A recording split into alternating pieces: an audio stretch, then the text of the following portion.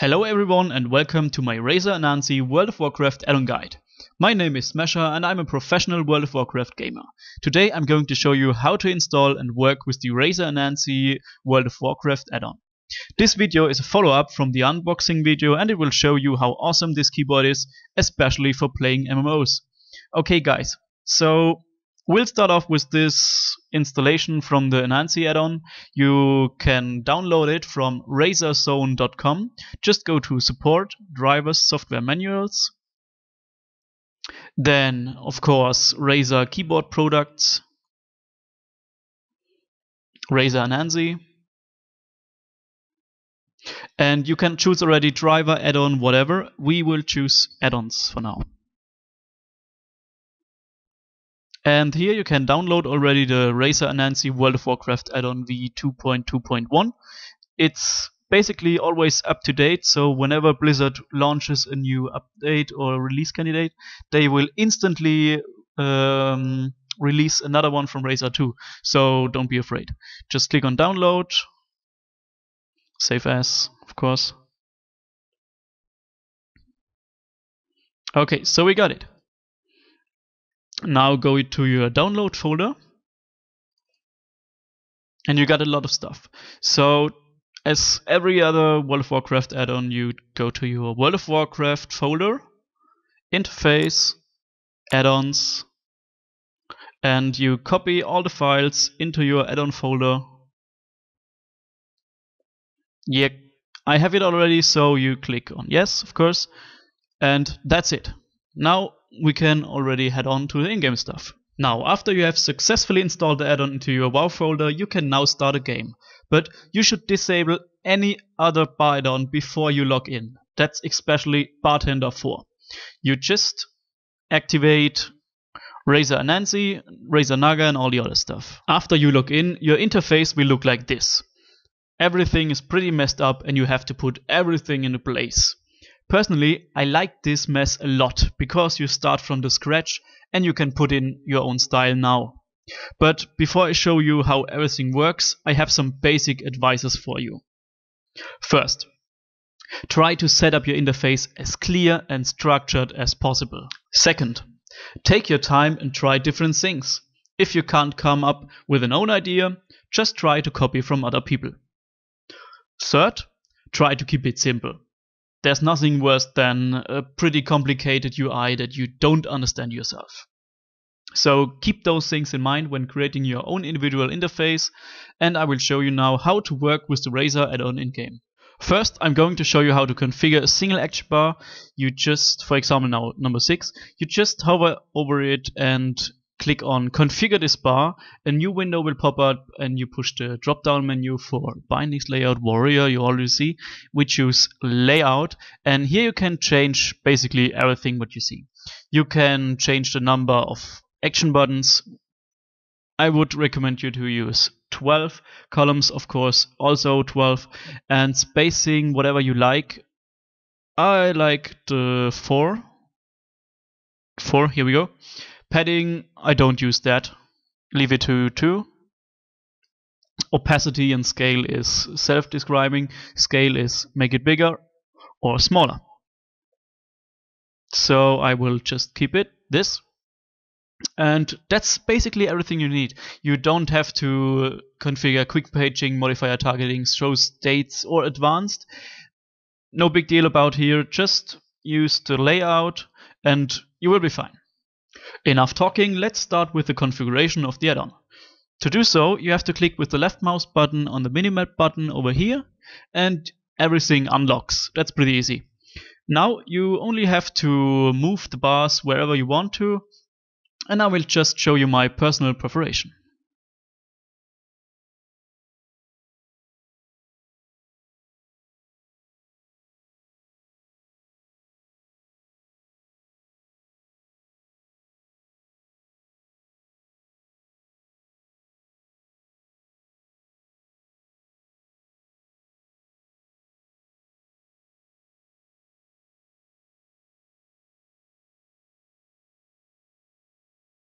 After you have everything where you want it, just decide which action bars you want to show.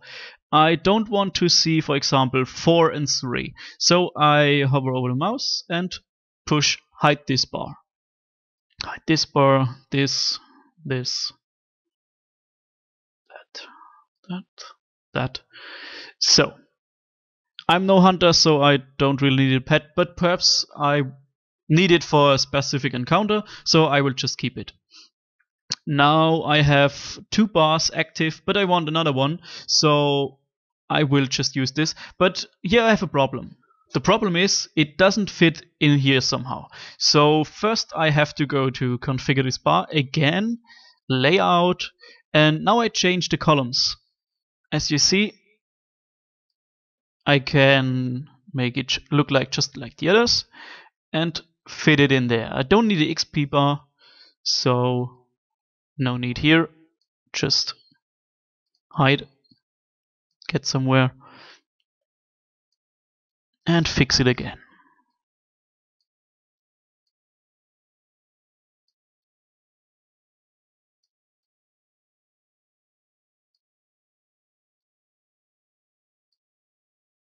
So this leaves me with 2 action bars, the menu bar and the back bar, a class bar and a cast bar, the alerts, item roll.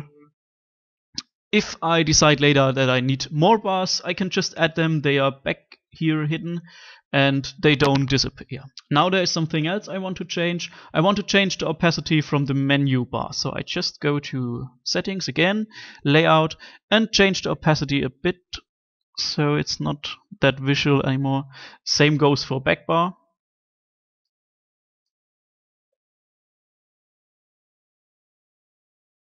Get it to 49, okay. So that's where it is.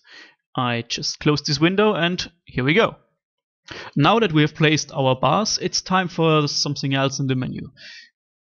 Before we clicked left, now we click right on the button and we are now in the interface menu.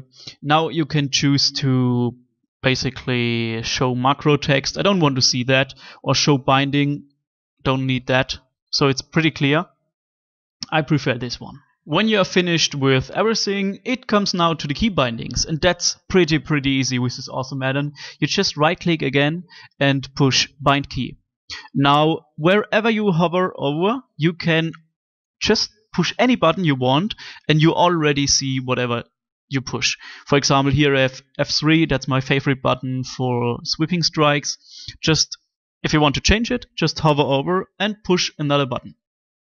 That's pretty awesome, an easy feature. Here you see all my bindings.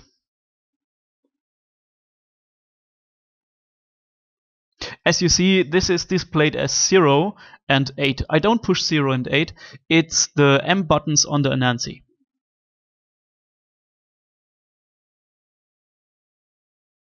That's it already for the in-game part. Of course, you have the cast bar, its own cast bar from Razer, and next I'm going to show you the Windows part from the Anansi add-on. Razer also ships the Anansi Windows driver with the keyboard for better usage. You can download it at razerzone.com in the driver section. After the installation, the program hides in your taskbar and is basically invisible until you access it.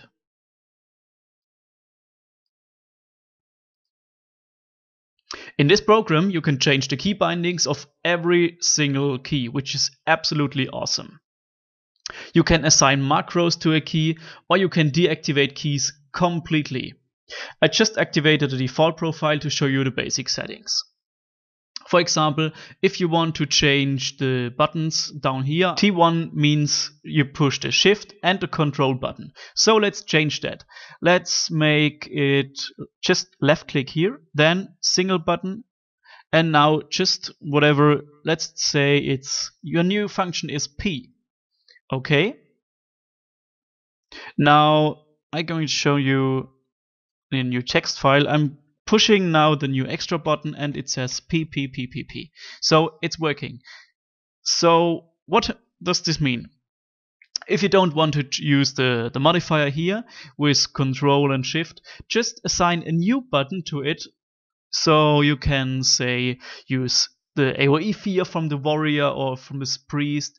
skills that don't fit in your action bar or on your mouse anymore, they can be binded here. You can also manage your profiles or create macros. I guess I don't have to explain how this works. It's just record, then give a name, it's measure for example, and then start the hell out of it. And last but not least, we have the lights on the keyboard. You can choose between the random color or just choose your own color. I personally like the Razer color, it's more like this. And yeah, this is how it looks in real. You will get now a picture. And that's it for now. I hope you enjoy the keyboard as much as I do. I really love it. It has so much functions, and yeah, check it out on razerzone.com. Get this awesome product, and if you have any questions or whatever, don't hesitate to ask. So this was the Razer Anansi World of Warcraft add-on guide, and I hope it was helpful for you. If you have any questions regarding this video or the Razer Anansi, just leave a comment in the comment section below. You can also check out my live streams at manaflast.com and see the keyboard with all of its function in action live. My name is Smasher and I proved the Razer Anansi with all of its function. Check it out.